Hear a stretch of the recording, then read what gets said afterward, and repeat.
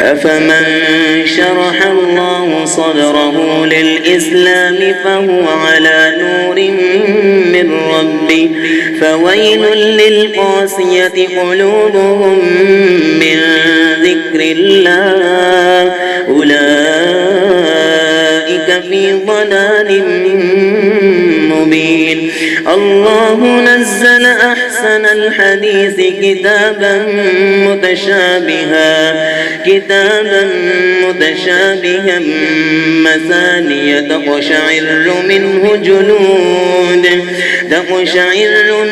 جلود الذين يخشون ربهم ثم تلين جلودهم وقلوبهم إلى ذكر الله ذلك هدى الله يهدي به من يشاء ومن يضلل الله فما له من هاد.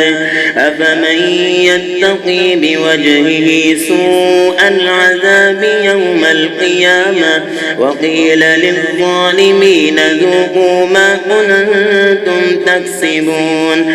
كذب الذين من قبلهم فأتاهم العذاب من حيث لا يشعرون فأذاقهم الله الخزي في الحياة الدنيا ولعذاب الآخرة أكبر لو كانوا يعلمون. ولقد ضربنا للناس في هذا القرآن من كل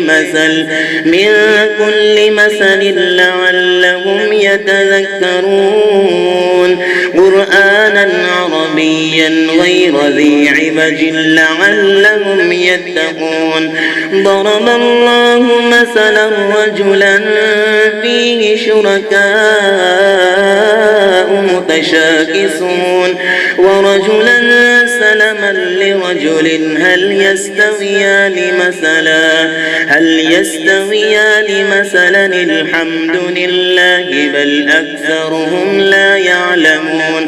إنك ميت وإنهم ميتون ثم إنكم يوم القيامة عند ربكم تختصمون.